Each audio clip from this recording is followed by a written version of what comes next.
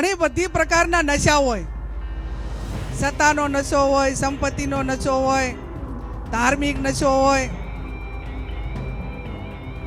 અલગ અલગ અનેક પ્રકારનો નશો હોય, જુગારનો નશો હોય. એમાં આ બધામાં તો સમયને સંજોગે નશાઓ ક્યારેક ક્યારેક ઉતરે. સત્તાનો ઉતરી જાય, લોકો ધારે તો. સંપત્તિ પણ બહુ તમે એની પર અભિમાન કરો ને આયોજન ના કરો તો એ પણ લક્ષ્મી પણ જતા રહે, એ નશો પણ ઉતરી જાય. પણ જેને ઘરે આ જુગારનો નશો હોય, જુગારનો નશો, એ નશો ઉતારવો બહુ અઘરો છે.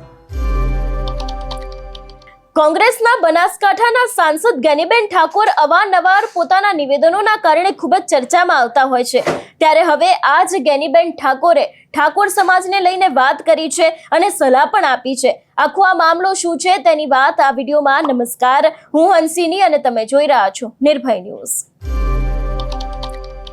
બનાસકાંઠાના સાંસદ અને ઠાકોર સમાજમાંથી આવતા ગેનીબેન ઠાકોર દ્વારા હવે ઠાકોર સમાજને એક વાત કહેવામાં આવી છે અને કહેવામાં પણ આવ્યું છે કે ઠાકોર સમાજના બંધારણથી લોકોને કેટલો ફાયદો થયો છે. ચૂંટણી આવે ને જાય પણ આપણે આપણી એકતા ભૂલવાની નથી. એટલું જ નહીં, એવું પણ કહ્યું છે કે ઘણા બધા પ્રકારના નશા હોય છે. કોઈકને સત્તાનો, કોઈકને સંપત્તિનો, કોઈકને ધાર્મિક નશો, પણ આ દરેક નશાઓ એક સમય ઉતરી જાય છે. પણ જે દારૂ અને જુગારનો નશો હોય છે એના જ કારણે લોકો હેરાન થાય છે. એટલું જ નહીં, તેમના દ્વારા એવું પણ કહેવામાં આવ્યું છે કે આપણા જેવા મોટા સમાજની જવાબદારી છે કે નાના સમાજને કેવી રીતે સાચવવું, અને એ જ વાતને લઈને તેમને પણ ઠાકોર સમાજને ટકોર કરી છે. વધુમાં આ વિષયને લઈને ગેનીબેન ઠાકોરે શું કહ્યું સાંભળીએ.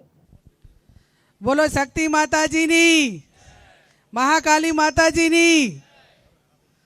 આજે આ કરશનપુરા ગામની પવિત્ર ભૂમિ ઉપર માતાજીના માંડવા નિમિત્તે આ સરસ મજાના કાર્યક્રમમાં આપણી વચ્ચે ઉપસ્થિત છે એવા ક્ષત્રિય સેનાના પ્રમુખ, ગાંધીનગર દક્ષિણના ધારાસભ્ય ભાઈ શ્રી અલ્પેશભાઈ ઠાકોર, બહુચરાજીના માજી ધારાસભ્ય ભાઈ શ્રી ભરતજી ઠાકોર, આદરણીય ખોડાજી ઠાકોર, ડીકે ઠાકોર, ભુવાજી આદરણીય નાગજીભાઈ, નવલસિંહજી, આદરણીય મનુજી, ભાઈ જીગરભાઈ, રાજુભાઈ, ભાઈ શ્રી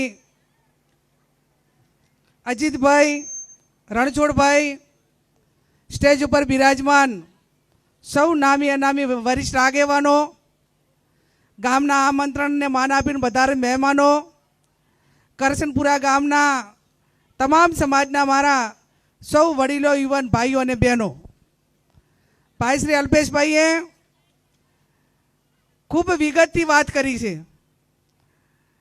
એમને વર્તમાન સમયની અંદર આપણે બધાએ શું કરવાનું થાય એની ખૂબ ઝીણવટપૂર્વક એક ઠપકાના રૂપે કહો, લાગણીના રૂપે કહો, અને 21મી સદી ટેકનોલોજીની સદી છે તો એમાં આપણે કઈ રીતે આગળ વધવું એમને ખૂબ સારી સમજણ આપણને બધાને આપી છે, પ્રેરણા આપી છે.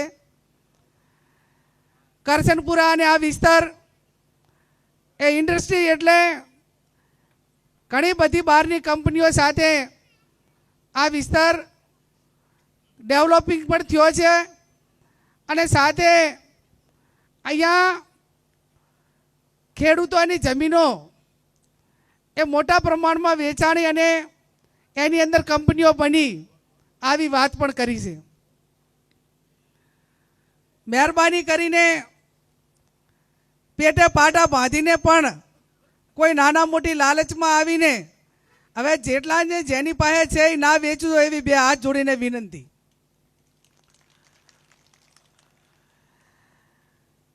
ઘણી બધી પ્રકારના નશા હોય. સત્તાનો નશો હોય, સંપત્તિનો નશો હોય, ધાર્મિક નશો હોય,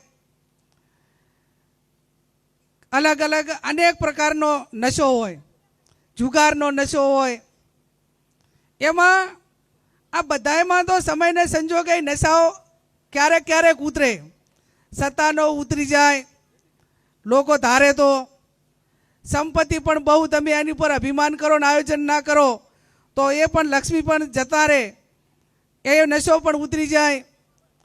પણ જેને ઘરે આ જુગારનો નશો હોય, જુગારનો નશો, એ નશો ઉતારવો બહુ અઘરો છે. અને એટલા માટે આજથી 5000 વર્ષ પહેલાં મહાભારતમાં ભગવાન કૃષ્ણએ અને આપ સૌને મહાભારતની ગીતાએ આપણાને પ્રેરણા આપી છે કે મહેરબાની કરીને આવનાર પેઢી એ કોઈ જુગારની બદીમાં ના આવતા. એ પાંડવો જેવા પાંડવોએ પણ દ્રૌપદીને દાવમાં મૂક્યા હતા, એ પણ જુગાર હતો એમ. કે જેનો ધર્મપત્નીને જુગારમાં હારી ગયા અને પછી શું ખેલ ખેલાણો, એ આપણે આ મહાભારત ઉપરથી આપણાને પ્રેરણા મળે છે કે આ વસ્તુ આ બધી એટલી ખરાબ છે કે આટલી હદ સુધી આ બધીનો નશો આપણાને ઉતરતો નથી. શિક્ષણ એ ખૂબ જરૂરી છે.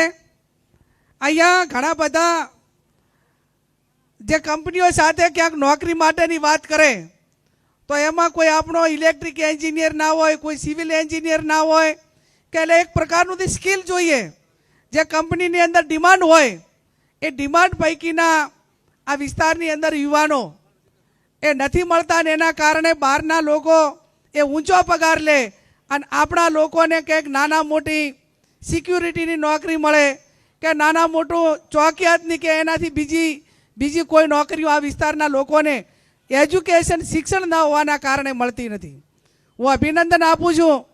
મને સમાચાર મળ્યા કે એક ગામની અંદર એક મામલતદાર છે, તો એ પરિવારને અને સમાજને બધાને ખૂબ ખૂબ અભિનંદન આપવા પડે કે આવા ગામની અંદર પણ એક મામલતદાર સુધી પહોંચ્યા. એ પરિવારને ગામને હું ખૂબ ખૂબ મામલતદાર છે એમને પણ ખૂબ ખૂબ અભિનંદન આપું છું. અહીંયા ચૂંટણીઓ આવે ને જાય, પણ ભાઈએ ખૂબ સારી વાત કરી કે ગામની અંદર સંપની ભાવના રાખવી હોય, ભાઈચારાની ભાવના રાખવી હોય તો નાની મોટી ચૂંટણીઓ, સરપંચની આ ચૂંટણીઓ છે એ બિનરીફ થાય એવું કરજો.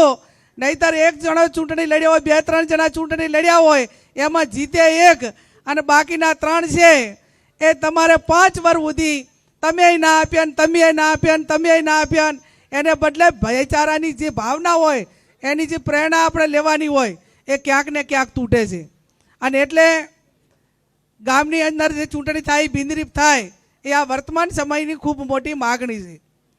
અને ચૂંટણી આવે એટલે તમામ પ્રકારની બદીઓ, ચવાણા, દારૂ, પૈસા, તમે જુઓ તો તમામ પ્રકારની બદીઓ એ ક્યાંક ને ક્યાંક ચૂંટણીઓની અંદર પણ આવતી હોય છે. અને એના કારણે જે લાંબા સમય સુધી એ યુવાનોને વિસ્તારને અને ગામને એનું શોષવું પડતું હોય છે.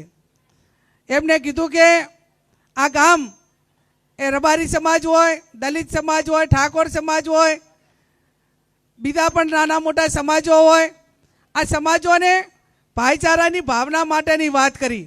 અને મોટા સમાજ એ નાના સમાજને હાચવવા માટેની જવાબદારી એ મોટા સમાજોની છે. આજે આપણી સંસ્કૃતિ રહી છે, આપણી પરંપરા રહી છે કે ગામની અંદર એક વાલ્મીકી સમાજમાંથી કોઈ બહાર આપણે દીકરીના લગ્ન કરેલા હોય અને એનો ભાણિયો ગામની અંદર આવે ને તો એ દલિત સમાજ હોય, ઠાકોર સમાજ હોય કે રબારી સમાજ હોય, એને ભાણિયા તરીકે બધાય નવાજે છે. એ આપણી આજે પણ સંસ્કૃતિ રહી છે. અને સંસ્કૃતિ શા માટે રહી કે આપણી ભાઈચારાની ભાવના ગામડાની અંદર આજે પણ હાચવાઈ રહી છે.